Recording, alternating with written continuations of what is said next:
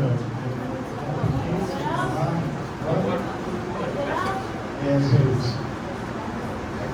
eu vou compartilhar, não foram só esses vídeos, tiveram outros vídeos também. Vou compartilhar no grupo dos alunos para vocês poderem ver e assistir no canal do YouTube. E o principal objetivo dessa atividade era de conversar sobre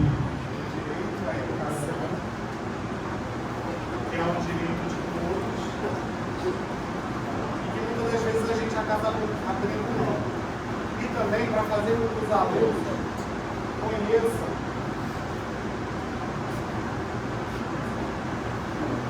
que os alunos conheçam, um pouquinho da história de cada pessoa que está aí do lado de vocês, aquela senhorinha que senta do seu lado, aquela senhorinha talvez ela tenha muita coisa a te ensinar. Talvez não na sua profissão, mas talvez em como encarar as situações de vida. Hoje a gente vive na escola um encontro de gerações. A gente tem alunos muito jovens, que vieram no dia, e temos os alunos que são adultos e idosos.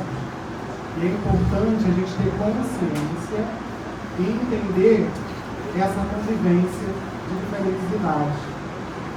E entender essa diferença é o que vai fazer com que você consiga absorver de melhor nessas pessoas. Porque a palavra-chave desse projeto de vivências significa justamente isso: aprender a partir das vivências, escrever a partir das vivências. Às vezes o aluno chega na escola e ele pensa assim: não sei nada, não tem nada a ensinar, só tem a aprender.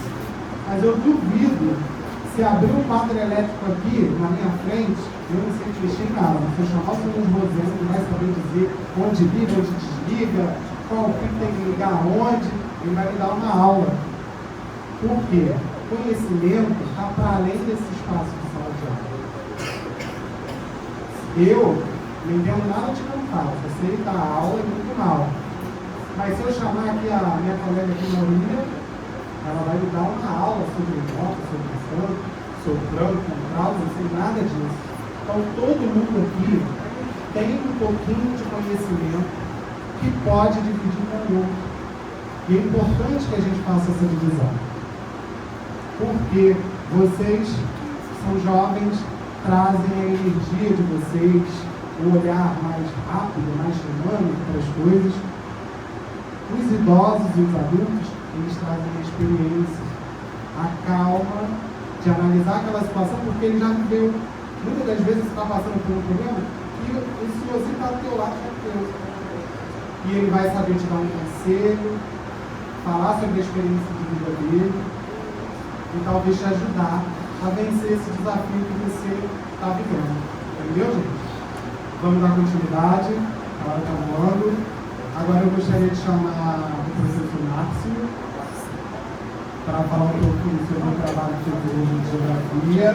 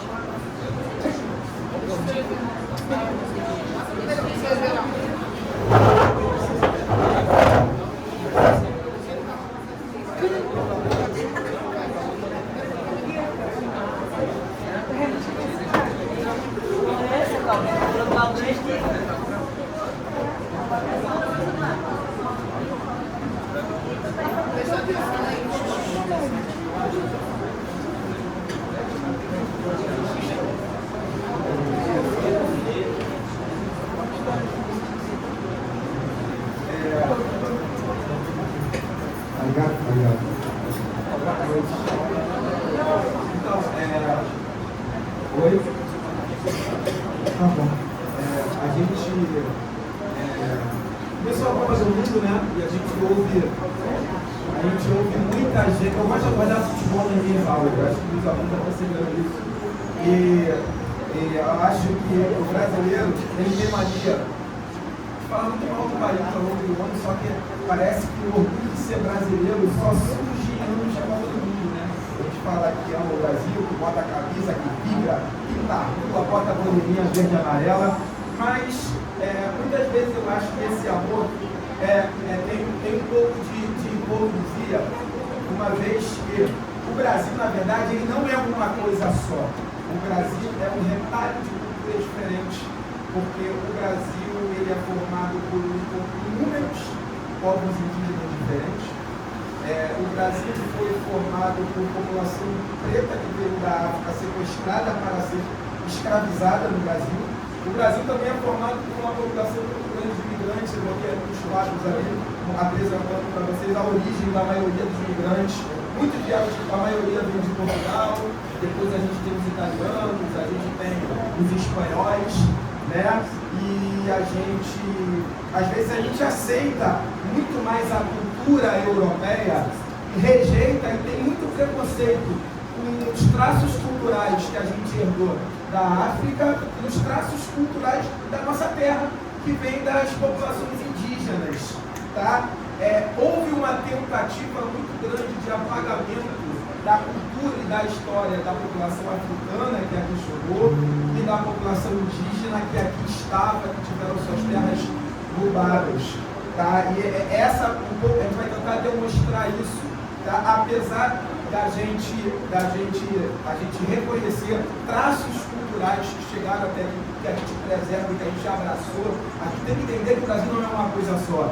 Eu até questionei na sala, o Brasil não é um país do samba. O Brasil é um país do samba, mas também do frevo, do axé, das culturas indígenas, do forró, do sertanejo. O Brasil não é uma coisa só, tá? A gente é um país absolutamente indígena, mas se eu fizer uma pergunta aqui, para quem não é meu aluno, vocês saberiam me informar qual é a maior população indígena do Brasil? Eles sabem, são os ticunas, eles são os cocanos, eles não sabem diferenciar entre ticuna e cocano, não sabemos, né? E a gente costuma valorizar muito mais as culturas europeias, as músicas europeias e americanas, mas a gente ouve, né, muita música europeia, americana, no Spotify, mas será que a gente já adicionou na nossa playlist alguma música tupi ou guarani, alguma música indígena? Se eu botar aqui, no Brasil eu não consegui, porque a tecnologia. Se eu botar aqui para tocar uma música guarani, será que vocês vão achar estranho, esquisito ou engraçado, né? Que é o que acontece? Como é que a gente fala que ama um país se a gente mal conhece os indígenas, se quem nasce aqui no Sudeste tem preconceito contra quem mora no Nordeste, que a gente vê muita xenofobia dentro do nosso país, pessoas com preconceito que vamos separar o Nordeste do Brasil, porque aquilo lá é uma droga. A gente ouve falar essas coisas. Mas como é que uma pessoa que diz que ama o Brasil e veste a camisa verde e amarela da seleção brasileira, que talvez seja um símbolo até maior do que a própria bandeira do Brasil, porque se a gente for no exterior mostrar a bandeira do Brasil para muita gente, talvez eles não saibam identificar que é aquela bandeira do Brasil, mas se a gente chegar com a amarelinha da seleção, eles sabem identificar o que é o Brasil. Eu acho até que a camisa da seleção brasileira de futebol, ela simboliza muito mais o Brasil do que o resto do mundo do que a nossa própria bandeira. Aí é que tá. Aí a gente absorveu culturas de todos os lugares, principalmente a europeia. E onde que a gente traz essa herança? No sobrenome.